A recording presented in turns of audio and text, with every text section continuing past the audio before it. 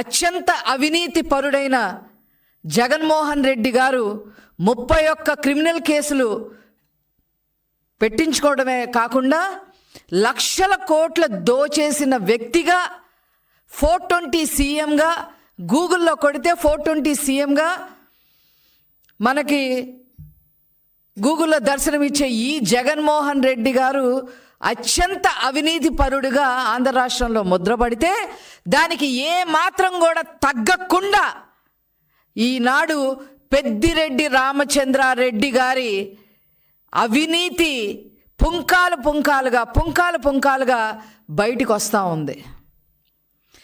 ఈ పెద్దిరెడ్డి రామచంద్రారెడ్డి పగలేమో పూజలు, రాత్రంతా కూడా దోపిడీలు.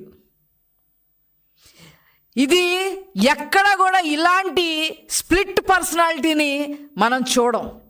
ఒక్క పెద్దిరెడ్డి రామచంద్రారెడ్డిలోనే ఈ స్ప్లిట్ పర్సనాలిటీని చూస్తూ ఉన్నాం. పీలేరు ఎమ్మెల్యేగా మొదలుకొని అతని అవినీతి సామ్రాజ్యాన్ని స్టెప్ బై స్టెప్ పెంచుకుంటూ మరి మండల స్థాయి నుంచి, తర్వాత జిల్లా స్థాయి నుంచి, తర్వాత రాష్ట్ర స్థాయి నుంచి మరి ఏకంగా కేంద్ర స్థాయి వరకు కూడా మరి అతని అవినీతి సామ్రాజ్యాన్ని విస్తరించారు అనే చెప్పడంలో ఏ మాత్రం కూడా అతిశయోక్తి లేదు. నేను ఏ పాపం ఎరగను, నాకేమీ తెలీదు అని చెప్పి పెద్దిరెడ్డి రామచంద్రారెడ్డి గారు ఈరోజు మరి మన ప్రెస్లో మాట్లాడటం మనం చూస్తూ ఉన్నాం. శాండ్ మాఫియా మీరు చెయ్యలేదు అని మీరు గుండె మీద చెయ్యేసుకొని చెప్పగలరా? ల్యాండ్ మాఫియా మీరు చెయ్యలేదు అని మీరు గుండె మీద చెయ్యేసుకొని చెప్పగలరా? అదే విధంగా చివరికి రైతులు రక్తం కూడా పీల్చుకునే విధంగా మీరు మీ శివశక్తి డైరీ ద్వారా మరి పాల రేటు సైతం కూడా ఎక్కువ రేట్లకు అమ్మిన మాట వాస్తవం కాదా అని చెప్పి సందర్భంగా నేను అడగదలుచుకున్నా. అంతేకాకుండా మదనపల్లిలో మరి ఒక గవర్నమెంట్ ఆఫీస్లో ఫైల్ దగ్ధమైతే నాకు ఏ సంబంధం లేదు అని చెప్పిన మీరు ముందస్తు బెయిల్ ఎందుకు తెచ్చుకున్నారు అని చెప్పి ఈ సందర్భంగా మేము అడగదలుచుకున్నాం. అసైన్డ్ భూములు కొట్టేసిన మాట వాస్తవం కాదా? ఇరిగేషన్ భూములు కొట్టేసిన మాట వాస్తవం కాదా? శాండ్ మాఫియాలో కోట్లు సంపాదించి అవినీతి సొమ్మును కూడగొట్టుకుంది వాస్తవం కాదా? ల్యాండ్ మాఫియా ఎక్కడ పడితే అక్కడ ఎకరాలు కొట్టేసి కోట్లు దండుకున్న మాట వాస్తవం కాదా అని చెప్పి ఈ సందర్భంగా నేను అడగదలుచుకున్నా. చిన్న చితగా 1 ఎకరం దగ్గర నుంచి 1000 ఎకరాల వరకు కొట్టేసిన బాపతి మరి మనం చూస్తూ ఉన్నాం. ఇప్పుడు పెద్దిరెడ్డి రామచంద్రారెడ్డి నేనేమీ అరగను, నాకు ఏమీ సంబంధం లేదు అని చెప్పి మీరు ఒక స్టేట్మెంట్ ఇస్తే సరిపోయిందా అని అడుగుతా ఉన్నా. మీ ఓటర్ లిస్ట్ కన్నా, మీ పుంగనూరు ఓటర్ లిస్ట్ కన్నా కూడా మీ అవినీతి పాపాల లిస్టే ఎక్కువగా ఉంది అనే విషయం మీరు గమనించారా అని చెప్పి ఈ సందర్భంగా నేను అడగదలుచుకున్నా. ముఖ్యంగా మీరు చూస్తే చిత్తూరు జిల్లాలో పులిచెర్ల మండలంలో అసైన్డ్ భూములు స్వాహా చేసిన మాట వాస్తవం కాదా? 900 ఎకరాలు 982 ఎకరాల పైన మరి మీరు కబ్జా చేశారు అనేది మరి మీడియాలో వచ్చింది, అన్నిట్లో వచ్చింది. అయినప్పటికీ కూడా మీరు దానికి ఎక్స్ప్లెనేషన్ ఇచ్చే పరిస్థితిలో లేరు. అదేవిధంగా పుంగునూరు మండలం రాగానిపల్లెలో భూములు కొట్టేసిన మాట వాస్తవం కాదా?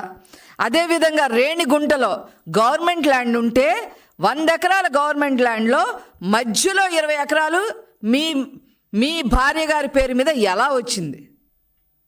ఇది ఎక్కడైనా విన్నామా? రేణిగుంట ఎయిర్పోర్ట్ పక్కన 100 ఎకరాల గవర్నమెంట్ ల్యాండ్ ఉంటే మధ్యలో 20 ఎకరాలు మాత్రమే, 20 ఎకరాలు మీ భార్య పేరు మీద ఎలా వచ్చింది అని చెప్పి ఈ సందర్భంగా అడగదలుచుకున్నా. అలా ప్రభుత్వ భూములు కూడా మీరు కొట్టేసిన పరిస్థితి మనం చూస్తూ ఉన్నాం. అదేవిధంగా గవర్నమెంట్ పర్మిషన్లు లేకపోయినా ఎత్తిపోతల పథకాలని చెప్పి మొదలుపెట్టారు, ప్రాజెక్టులు మొదలుపెట్టారు. ఏం చేశారు మీరు ఆ ప్రాజెక్టులు మొదలుపెట్టి? ముఖ్యంగా మరి ఆవులపల్లిలో కానీ నేతిగుట్ల పల్లెల్లో కానీ ఆ విలేజెస్లో వాళ్ళని రాత్రి ఖాళీ చేయించేసి, అనధికారికంగా ఖాళీ చేయించి వాళ్ళ ఉసురు పోసుకున్న మాట వాస్తవం కాదా? ఇలా మీరు చేసినందుకు మరి నేషనల్ గ్రీన్ ట్రిబ్యునల్ మీకు 100 కోట్ల ఫైన్ వేసిన మాట వాస్తవం కాదా? చెప్పండి మీరు. ఇంత అవినీతి చేసి, ఇంకా చెప్పాలంటే ఇంకా తెలంగాణలో కాళేశ్వరం ప్రాజెక్టులో ఎంత అవినీతి చేశారు, నేను అడిచోటికి పోదలుచుకోవాలా. అక్కడ అప్పటి ముఖ్యమంత్రి కేటీఆర్తో కుంభక్క ఏం చేశారో అవి కూడా ప్రజలందరికీ కూడా తెలుసు. ఇంత అవినీతి చేసి, ఇన్ని కబ్జాలు చేసి, ఇంతమందిని ఏడిపించి, చిన్న పిల్లోడిని అడిగినా కూడా పెద్దిరెడ్డి రామచంద్రారెడ్డి అంటే అతను ఏం చేసినా పాపం లేదనే మాటే వస్తుంది తప్ప ఇంకో మాట రాదు. ఇవన్నీ ఒక ఎత్తు అయితే, ఇప్పుడు ఫారెస్ట్ ల్యాండ్స్, అసలు ఫారెస్ట్ డిపార్ట్మెంట్ ఫారెస్ట్ ల్యాండ్ 75 ఎకరాలు మీరు కబ్జా చేయడమే కాకుండా, మీ పేరు మీద రాయించుకోవడమే కాకుండా, ఏకంగా రోడ్ వేసి అక్కడ ఒక గెస్ట్ హౌస్ కట్టారు అని అంటే దేనికి కట్టారు ఆ గెస్ట్ హౌస్? ఏ అవినీతి కార్యకలాపాల కోసం ఆ గెస్ట్ హౌస్ మీకు ఉపయోగపడుతుందో మీరు ఖచ్చితంగా చెప్పి తీరాల్సిందే. ప్రస్తుత ప్రభుత్వం మరి దాని మీద కమిటీ వేసింది, అవన్నీ కూడా బయటికి వస్తాయి, ఖచ్చితంగా నిగ్గు తేలుస్తాము. కానీ అక్కడ ఒక గెస్ట్ హౌస్ ఉంది, ఆ గెస్ట్ హౌస్కి ఒక రోడ్డు, మీకు ఎక్కడ కబ్జా చేసి ల్యాండ్ మీ పేరు మీద రాయించుకుంటే అక్కడ రోడ్లు. ఎవరి సొమ్ముతో? పన్నుల రూపాయన ప్రజలు కట్టిన సొమ్ముతో. కానీ సామాన్య ప్రజలకు ఎక్కడన్నా ఒక తట్టెడు మట్టితో ఒక మట్టి రోడ్డు వేసావా అంటే ఎక్కడ వేయాలా మీరు? ఇంత పాపాలు, ఇంత అవినీతి చేసి ఏమీ ఎరగనట్టుగా మీరు మాట్లాడటం నిజంగా చాలా హాస్యాస్పదంగా ఉంది.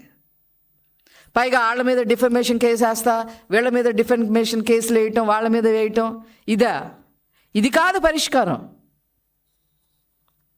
మీరు ఏ తప్పు చెయ్యలేదని మీ గుండె మీద చేసుకొని చెప్పండి మీరు. ఆఖరికి మదనపల్లిలో ఒక 5.5 ఎకరాలున్న ఒక ఆవిడ, అది కూడా నీ తరఫు వాళ్ళందరూ కూడా దాన్ని కబ్జా చేస్తే, ఇలా కబ్జా చేశారు, నా పొలం నాకు ఇవ్వండి అని చెప్తే ఆవిడ తాళిబొట్టు కూడా తెంచేశారు కదరా మీరు. ఇంత అరాచకమా? ఇంత అవినీతి చేసి అడ్డమైన ప్రగల్భాలు పలకడం. అప్పుడు కుప్పం మున్సిపాలిటీ నాదే, కుప్పంలో నేనే గెలుస్తా, కుప్పంలో చంద్రబాబు గారు ఎలా గెలుస్తారో చూస్తా. ఇప్పుడేమైంది? మీరు ఎంత గెలిచారు? అక్కడ 3 కనుక అంటే ఇంకొక అతను, మీ మొన్న ఎలక్షన్స్లో ఇంకో అతను థర్డ్ పార్టీ వచ్చి నిలబడకపోతే మీకు ఆ 6,000 ఓట్లు కూడా వచ్చేయగవు. ఏదో కన్నులొట్టబోయి బయటపడ్డామని అంటారు చూసారా, ఆ రకంగా ఏదో బయటపడ్డారు. ఇంత స్ప్లిట్ పర్సనాలిటీని చూడటం నిజంగా చాలా ఆశ్చర్యానికి గురి చేస్తుంది. ఖచ్చితంగా మీ మీద ప్రభుత్వం యాక్షన్ తీసుకోవడానికి ముందుకొస్తుంది. మీ అవినీతి చిట్టా అంతా బయట పెడతాం. మిమ్మల్ని మీ పక్కనున్న తంబలపల్లి ఎమ్మెల్యేగా అంతకుముందున్న మీ తమ్ముళ్ళు, మీ కొడుకులు, ఫ్యామిలీ ప్యాకేజ్ లాగా మీరందరూ ఈ రాజకీయాల్లోకి వచ్చి ప్రజల సొమ్ము మరి తినేసి దేనికి చలనం లేకుండా తయారయ్యారు అని అంటే ఖచ్చితంగా మీ సంగతి